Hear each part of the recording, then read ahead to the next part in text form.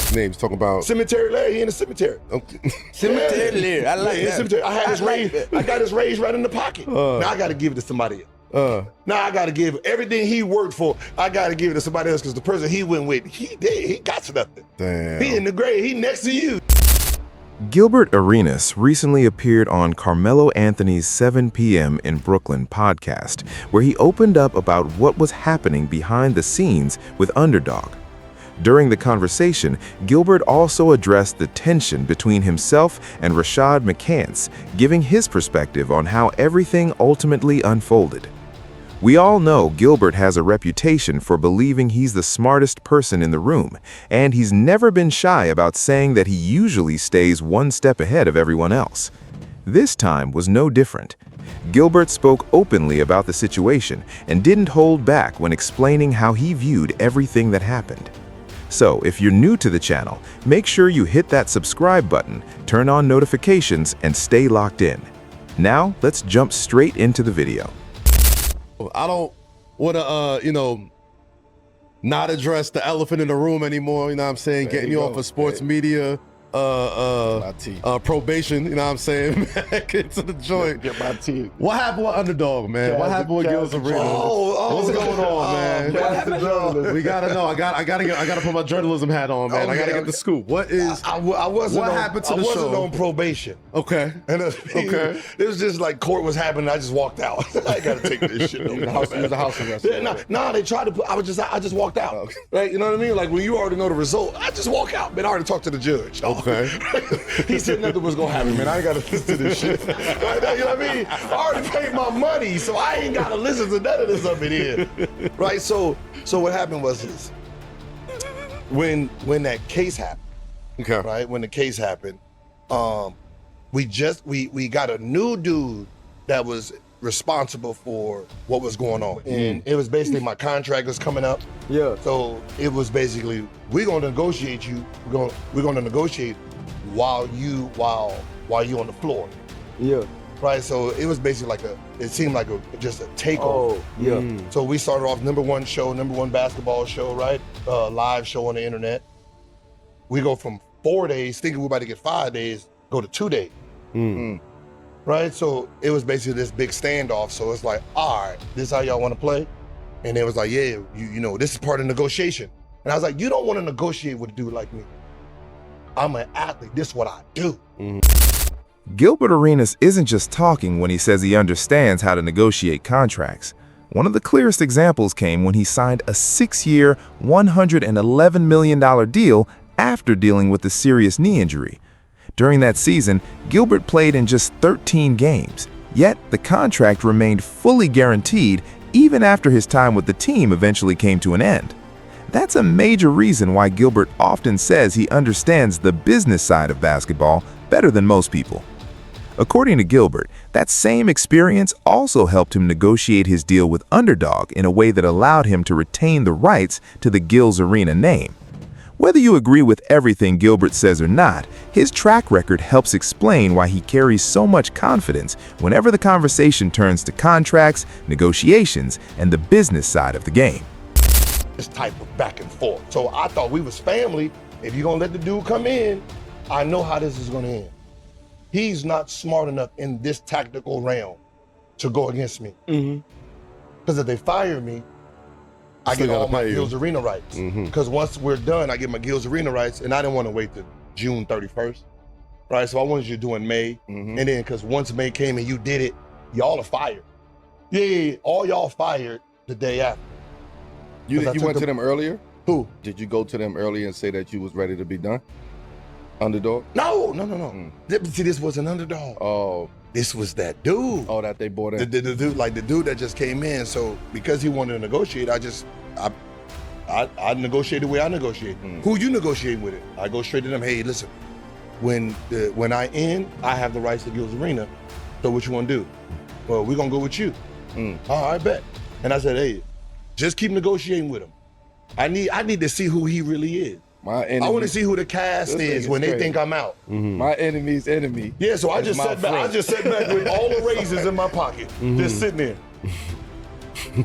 Oh, you want to keep shouting them out, huh? Oh, you keep shouting out. Wait, hold on. Like you gonna keep shouting? Like I don't mind the underdog. Me and the underdog are cool. You keep shouting out that name. That name is an enemy. And I told you he's an enemy. And you gonna keep shouting him out, not realizing you go there, you're dead, because he dead. And then you talking about, I don't want to, name specific names. Talking about Cemetery Larry, he in the cemetery.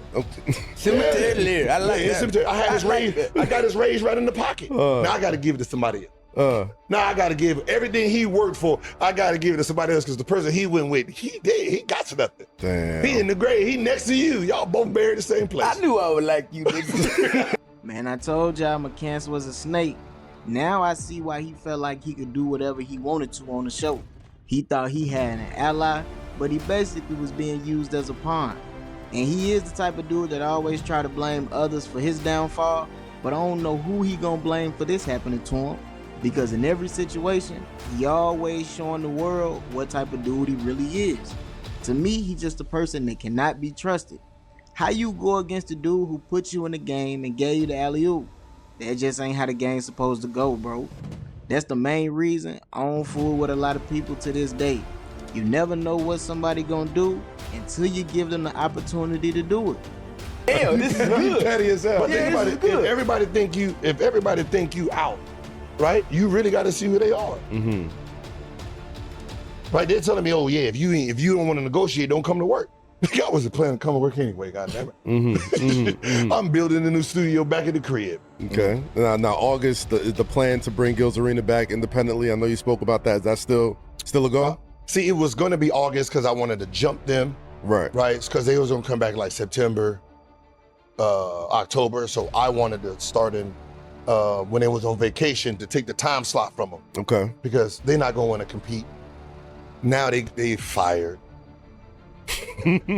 Like, damn. So, you know what I mean? Like, they fired. You know what I mean? So nobody from Gil's Arena is coming back? It's just you? I don't know, man. Josiah.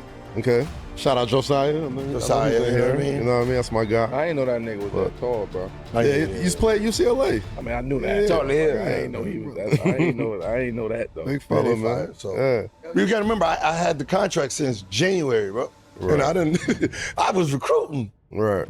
Right, because I thought they was gonna last, because their contract is in September. So I figured that they would be held all the way to September. So I was like, all right, let me get my people. Okay.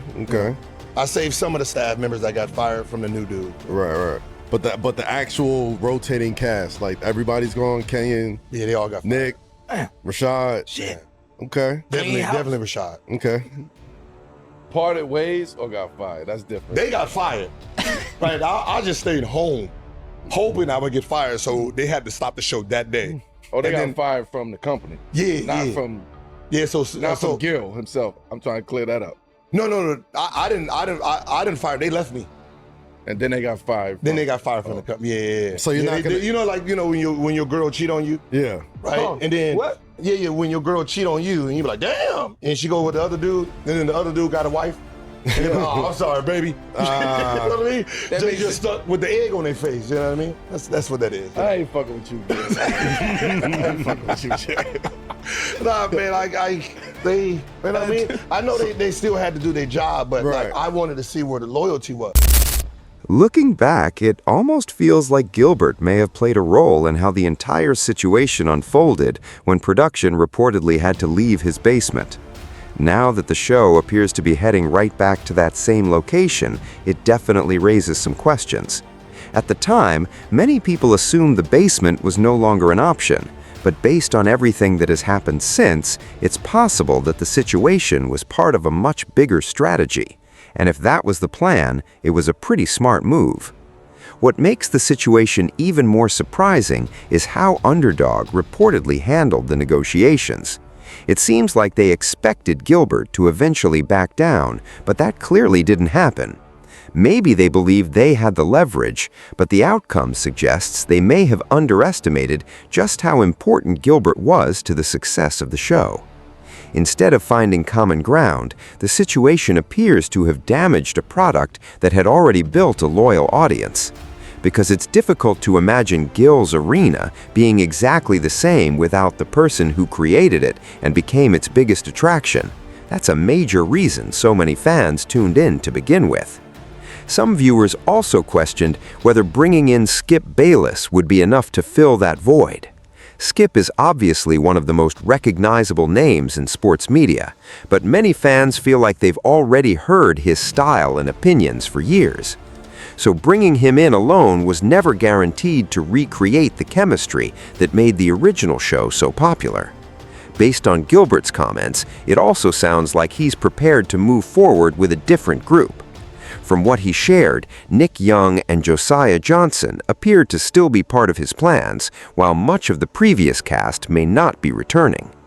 Gilbert gave the impression that he hoped more people would come with him, but in his view, some chose a different path, including Rashad McCants, who appears to have been at the center of much of the disagreement. Specifically, you said Rashad specifically. Was there anything that he specifically did that lets you know, Yes. like, I really can't? He kept shouting out the dude's name that was tanking our show. Cemetery lyric. Yeah, like the dude didn't do nothing for you, dog. Your deal was done before he got here. First of all, real talk, he tried to fire you at the beginning of the season. He tried to fire you at the beginning of the season. That's why they were trying to, like, Skip was getting paid for 4 days. He was only there 3. One was gonna be our show. And that was to replace him because they both contrarian. They both go against it. But they said Skip does it better. He don't cuss, he don't drop the N-bomb every other hour. So they're looking for these sponsors, so they're trying to fire you. Me and Joe standing on 10 toes. Nah, we good. We're good with our roster. We're number 1 with our roster. Right? So what they did is like, all right, well, Joe and Gil ain't breaking. Hey, Rashad, you want to go to the football? Yeah, come on, football on Friday. Yeah, do a little football. So you're gonna jump on the football. Then they're like, hey, can Skip come on the show with you? We could do that on Friday too. Then they do an episode with Skip on Friday, and he's like, oh man, me and Skip, and so they did that to him. Right. But I'm like, yo, dude never did anything. Why are you going with dude? I told you we had beef and we had war. He's trying to take over Gil's arena. So you giving him shout outs, 3 of them. So I'm like, all right. I told you we beefing with him. So the fact that you, in your shout out, it ain't Underdog. Me and Underdog, we good. Jeremy, Nick, like Kate, those are beautiful people. They just hired a dude who was just a weed, right? And he kept shouting this dude out, and I was like, all right, okay, y'all got something going on. He done promised you something, I bet. Got you. Okay. That's understandable, man. I get it. This is a dirty business, boy. Shit. Like me and Shad didn't have no problems. Like I didn't have no problem. Like what he did is what he did. It's just that, why are you like him? Like why are you picking him over us? Y'all haven't spoken since? Nah. Okay. But how could you do that though? Like, I understand where he's coming from. I mean, Listen, you might want to hear him out. No. What I'm saying is if it was Underdog, like giving him a better position and say an Underdog and Jeremy, like, yo, we want you as a star. I know how it goes. Like the shit you did for 4 years, you deserve your own show and all this. Yeah. That's understandable. Yeah. But I told you, I have a problem. Me and Joe, he's trying to fire us. He tried to fire you. We beefing because of you, technically. Because we not letting what was going down go down. We're not integrating. This was player podcast. Right? So we're standing down for you. So for you to pick his side, that became the problem. But you knew that. And you purposely doing it now. Yeah, man. That's just sad, man. It's sad. Like, y'all do great work. Air shake, man. Hey, you ready to know, bro? I never turn on. Hey, y'all are cool. We good. I never turn on champs. Y'all are cool as hell. But he a good dude. It's just like, come on, dog. At this point, I honestly don't know who the specific person is that Rashad McCants has supposedly been shouting out, because I haven't personally heard the name mentioned. To be fair, I don't watch every full episode. Most of what I've seen has come from clips, and based on those clips, I mainly noticed Rashad giving credit to Underdog and talking quite a bit about the business side of everything, including equipment purchases and other production details. Now, if Gilbert is saying his issue was with a specific person at Underdog, and Rashad chose to align himself with that individual, then it becomes easier to understand why the relationship reportedly became strained. From Gilbert's perspective, it sounds like he believed he had gone out of his way to help Rashad. That would explain why he felt disappointed by the way everything eventually played out. One thing that is interesting, though, is that whenever different people discuss Rashad, the stories often seem to be negative. Of course, every situation has multiple sides, and it's impossible to know the full picture from the outside. But when similar criticisms continue to come from different people, it's understandable why fans start asking questions about what really happened behind the scenes. If Gilbert's version of events is accurate, then he felt he gave Rashad an opportunity to rebuild his platform, only for Rashad to distance himself once tensions with Underdog began. Whether that's exactly how everything happened is something only the people directly involved truly know, but that is clearly how Gilbert presented the situation during the discussion. What's especially surprising is how everything ultimately ended. After all the public support for Underdog and the effort that went into promoting the partnership, the company eventually shut down its original content division and shifted its focus back toward its core sports betting business. That left several creators looking for their next opportunity. As for where Rashad goes from here, that remains to be seen, but based on everything Gilbert shared, it certainly doesn't sound like a return to Gil's arena is part of the plan. Look who showed up. Thought she was fired, huh? Thought she was fired, huh? Looking like you. Oh, so crazy. You supposed to be fired, man. We're supposed to want you no more. Hey, I knew you was gonna be here. That's why I'm outside. You know what McCants I knew we had a chance. You know what McCants said. I'm gonna have a sign. Your ass is cemetery. Y'all hired? First and foremost, Are you nervous, baby? Yeah, baby. They said he's making his decision right now. I'm so proud to be wearing, giving us the opportunity to be able to show and prove It's that not looking good. It's not looking good. sports show on the internet. They gave me the opportunity. I gave you the opportunity. Yes. He fucking. Ooh! Oh shit. No, Nick, not. No, he's serious. Oh shit. He's making his decision. Don't laugh, King. Stop laughing. Damn water everywhere. I guess I'm laughing. Skip. Stop laughing, Brandon. Stop laughing. Don't laugh. Don't laugh. He's serious. Damn.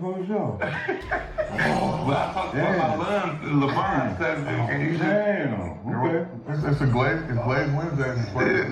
You said this. Okay. Thanks again. Obviously he's picked sides. So we already know where he's going. Oh my God, Fredo! Damn it! So you're not on my side. You're not with us. You was one of my best soldiers. Oh, Damn it! baby, what you gonna do? You do got a seat open. Yep. Pat Bev, Evan Turner. Maybe can you get them? God. Damn. Don't be mad, baby. At the end of the day, business is business. And from Gilbert's perspective, he felt he had to make the decision he believed was best, even if that meant creating distance between himself and Rashad McCants. Based on Gilbert's version of events, he believes he put the situation to the test, and the outcome confirmed how he already felt about the relationship. Whether fans agree with that assessment or not, it's clear that Gilbert no longer views Rashad as someone he can fully trust. And as the saying goes, it's better to identify potential problems early rather than allow them to grow into something bigger over time. Now the major question is whether Rashad decides to respond. Gilbert didn't hold back during the podcast, and after making those comments publicly, many fans are expecting Rashad to eventually share his own side of the story. If that happens, it would add another chapter to an already heated situation. Beyond the back and forth between the two, a lot of people are now focused on what comes next for Gil's arena. With Gilbert teasing a new version of the show and hinting at changes to the lineup, fans are eager to see who ends up joining the new cast and what direction the podcast takes moving forward. Now I want to hear from you. What do you think about everything that has happened between Gilbert Arenas, Rashad McCants, and Underdog?